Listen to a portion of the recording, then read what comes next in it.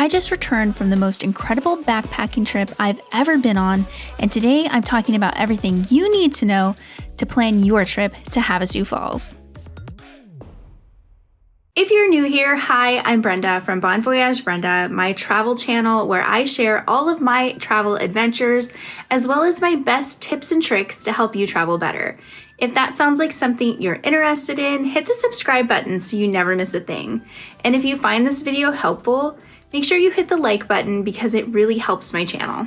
If you haven't already seen my full Havasu Falls vlog, go check that out, I'll link it above. Now let's jump right into planning with the best time to go. Before you get your permits, you're going to decide what time of year works for you to go. The best times of year to visit are going to be from late March to early June and September through early November. Summer months bring the monsoon rains and really high temperatures, and during the winter, not only is it cold, but the campground closes from December to February. Next, let's talk about getting permits. Permits are required to hike, to camp, and to explore any of the many waterfalls. This is one of the most expensive backpacking trips in the US, and the permits cost $455. They're released by the Havasu tribe on February 1st. However, there is a system in place where you can pay a little extra to enter an early lottery and get your permits prior to that February 1 release date. Reservations for the year sell out quickly, but there is a cancellation transfer list for people who need to change their dates or the dates no longer work. So if you weren't lucky enough to get permits, check here. Getting to the trailhead and down into the canyon takes some planning. There are two ways to get there. You can fly and rent a car, or you can drive from wherever you're coming from. You 100% have to have a car to do this hike though. Hikers are required to check in at the Grand Canyon Caverns Inn near Peach Springs between 6 a.m. and 5 p.m. in order to pick up their wristbands, which are required for the hike. The closest airports are Las Vegas, which takes about 2.5 hours, and Phoenix, which takes almost 4 hours to get to Grand Canyon Caverns Inn. Once you're at the Grand Canyon Caverns Inn, it's another hour and 15 minutes to the trailhead where you'll begin your hike in. Because everybody has to check in at Grand Canyon Caverns Inn anyway, a lot of people decide to spend the night there the night before and then hike in early the next morning. There's a motel at Grand Canyon Caverns Inn that costs around $140 a night. There's also a campground with RV and tent spots for $22 a night. And a little further down the road is the Hualapai Lodge, which is a little newer, a little nicer, but a lot more expensive. Once you're at the trailhead, the hike down into the campground is 10 miles. The hardest part of the hike is the first mile, which is a series of switchbacks that take you 1,000 feet down into the canyon. There are actually a few ways that you can get down and some accommodations that can be made to help you make your hike in and out. The tribe has mules you can hire to help carry your packs. Prices and weights are here. There's also a helicopter available for $140 each way, but it's not always reliable and doesn't run every day. So I would always say be prepared to do the hike in and out on your own with your pack, but there may be an option of a helicopter for you. Once you make the hike in, you have a couple options for where to stay once you're down in the canyon. So the campground is what's included in your permit. With the $455 permit, you also get 3 nights in the Havasu Falls campground. And as far as backcountry campgrounds go, this one is pretty nice. One of the really great things about this campground is there's a natural spring that you can get water from, and you don't even have to filter it. It's completely drinkable. There are also toilets available. They're compost toilets, so they're nothing fancy, but having a toilet while you're backpacking is amazing. Another option is to reserve a room at the Havasupai Lodge located in Supai Village. It is not included. It does cost quite a bit, but if you're really not into camping, it could be an option. So once you know what you're doing the night before and where you're going to be staying down in the canyon, it's time to start putting together your packing list. So like I said before, you're gonna have to carry everything that you need down into the canyon with you. So I'm gonna really quickly go over the main things that I brought. I made a packing list with everything that I brought down below, so you can click on that and print it out and use that. I'm also gonna put links to a lot of the stuff that I mentioned down below, so if you're interested in picking up new gear or it's something you don't have, then that might be a good option for you. The first and one of the most important pieces of gear you're going to need is a good backpack. My backpack is the Osprey Aura AG. It's a made for women pack, and I absolutely love the harness system and the straps on this. My load felt great carrying it into the canyon. I do recommend that you go to REI and you get fitted for a pack and you get one that fits you really well. Also, I love REI because you have a year, if you're a member, to try out gear. So if you get a pack and then you hit the trail and it just feels different and it's not carrying the load the way you want, you can return that, and REI sells it as a used piece of gear at a discount. It doesn't go to waste. So I buy all of my camping, hiking, backpacking gear from REI. You're also gonna want a good sleep system. This is the Nemo Tensor, and I got it in the wide. I don't like mummy-shaped sleeping pads. I like to spread my feet out when I sleep, so the mummy-shaped ones are not comfortable for me. It's also got a really good R value, so I wasn't cold, and it's pretty thick, so I stayed really comfortable. I recommend this pad, 10 out of 10. My sleeping bag is the Kelty Cosmic Down, and this is rated to 26 degrees. I only had to zip it up the first night we were camping. Was the only night it got cold enough for me to zip this up. Other than that, I just draped it over me like a blanket, but I stayed nice and warm. My tent is the Kelty Escape 2. I've also had this for a few years and I really like it. It's not packed very well right now. It's under 5 pounds, and even though it's a 2-person tent, it's really room for you and your gear. I don't like 1-person tents because I feel like I can't fit in them very well. I can't have my gear in there with me. But this one I fit in really well. It's really easy to set up. It's not too heavy to carry, and I don't have any complaints about this one either. So you're gonna need a first aid kit. This is my always in my backpack hiking kit. I carry some medications and an ace bandage type wrap with me also. But I like this one because it's small, it's compact, and it's got a lot of the things that I need. But this is a good little kit to get started with. This is the hammock that I brought. I bought it at Costco a couple of years ago. It's a 2-person hammock. It's super comfy. And unfortunately, I didn't get to use it down in Havasu because everybody I was with, my group of 12, everybody brought hammocks and there just wasn't space for everybody to hang theirs. So check with the people you're going with and make sure everybody doesn't bring a hammock. Just have a few of your group to like share around, and it'll save you a little bit of extra weight. A lot of the campsites do have a picnic table, but I am so glad that I brought my Helinox Chair Zero. This thing is like super light. It weighs practically nothing and I absolutely love it. I bought it specifically for this trip, but I've used it a ton. And it is super handy.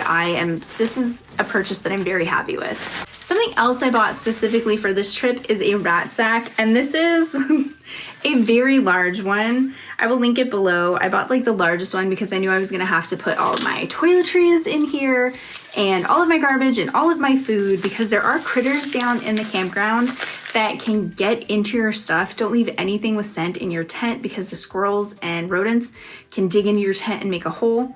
You're gonna wanna have something to hang it with, and this is what I used. Another thing I bought specifically for this trip is my Garmin InReach Mini. And honestly, I've been meaning to get one of these for a few years now.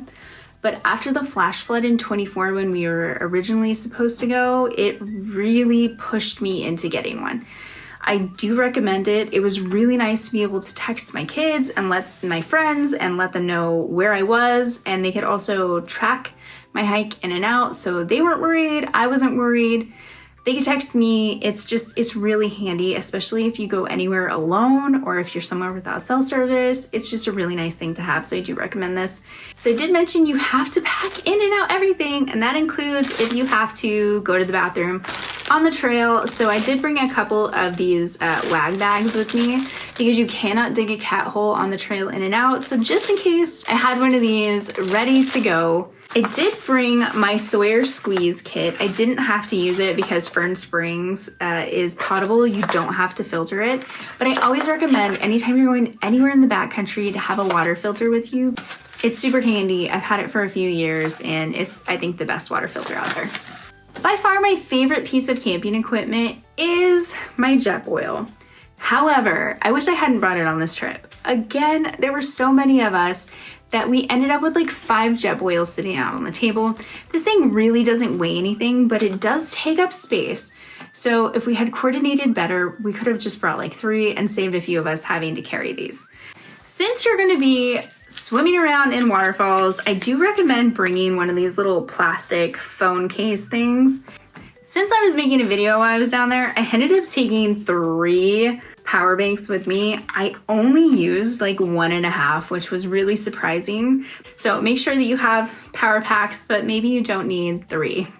Trekking poles are really handy for the walk in and out, and they also came in handy for the hike down to Beaver and to Hidden Falls and to Navajo Falls. These are Lecky and they're super light. I really love these. I do recommend bringing trekking poles with you. I have the Petzl Taquina headlamp, and this has served me well in the past, but honestly, this was not bright enough for this hike. My friends had headlamps that were like 10,000 times brighter. So just buy and test out, make sure that it's bright enough before you go, but you definitely 100% need a headlamp down in the canyon. Since I've already gone on the hike, I don't have the food that I took with me, but here's a picture of everything I thought I was gonna bring, and then here's a picture with everything crossed out that I didn't end up bringing. I really liked all the backpacking meals that I brought, and these walking tamales are my favorite thing to take on a hike or backpacking trip for lunch. Even with the pared down food, I didn't end up eating everything that I brought. So don't overpack on your food, but don't underpack on your food either. It's kind of, you gotta learn how much you're gonna eat. The tribe on their website actually gives an ideal itinerary, and it's the itinerary that we followed and that most people follow. So on the day you hike in, it's probably gonna take you 4 or 5 hours to hike in. Depending on what time you leave will determine what time you get there. You're gonna find your camp spot, get set up. You're gonna be starving, so you're gonna wanna make lunch. And then we walked up to Havasu Falls. We just hung out there and walked around, explored the campground. We walked over to the top of Mooney Falls to see how far away that was. And then we just relaxed. We played cards, made dinner, and hung out. The second day, we got up early, and on this day, there are 2 hikes that you can do. Most people either hike to Beaver Falls or all the way down to the confluence. My group decided just to walk down to Beaver Falls, and it took us pretty much all day. We took our time walking down, we hung out at the falls. It was one of the most beautiful hikes I've ever seen in my life. The water is amazing, Beaver Falls is beautiful, but do be aware that for both of these hikes, you're on the same trail and you do have to hike down the cliff face into Mooney Falls.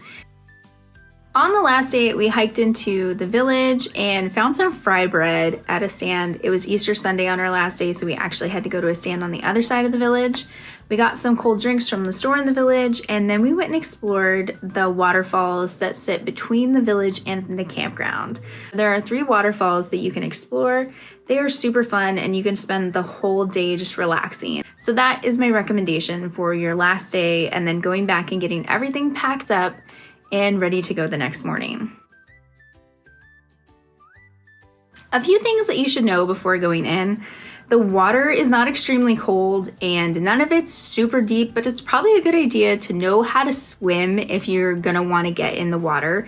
I wouldn't wanna take like a life jacket or anything with me. Just know your own limits and don't get yourself into any trouble, because rescuing anybody down in the canyon is really difficult. As far as photography goes, if you're a photographer like I am, you're gonna have to decide whether you want the extra weight of carrying your camera gear. I carried mine and honestly kind of wish that I hadn't. I got a lot of really good photos with my iPhone. I didn't end up carrying my camera down to Beaver Falls. If you're gonna take pictures of waterfalls, you're also gonna have to take a tripod, so that's extra weight. So really it's gonna be personal preference. If you have a newer iPhone though, I think that it does a pretty good job, and if I were to do the hike again, I don't know that I would carry the extra weight of my camera gear. If you make YouTube videos or you want aerial photos, just know that drones are not allowed. The campground and the entire hike is leave no trace, so any garbage that you create while you're down in the canyon, you have to hike out with you. There is toilet paper in the compostable toilets, and there is a garbage can for the toilet paper. This garbage can is not for anything except toilet paper. And the biggest complaint that the tribe has about visitors is the garbage that they leave behind. So please be respectful of the land, be respectful of the tribe, and practice leave no trace. Do not leave any garbage down in the canyon. The week leading up to your hike and the day before your hike, make sure that you're checking the weather. AccuWeather for Supai, Arizona is going to have your most accurate weather, but know that it's not 100%. Before you hike in, if you are not used to hiking, if you are not used to carrying a backpack, please train for this hike. You need to be on the Stairmaster with your pack. If you're not used to your pack, walk around with it, fill it with all the equipment that you think you're gonna take, and train with your pack. I hope that you found this video helpful. If you did, make sure that you like and leave a comment if you feel like I left anything out, or if you have any tips to add, especially because as people watch this, or if I decide to do it again, we all need your tips too. If you have any questions, leave those in the comments. And thank you so much for watching. I will see you in the next one.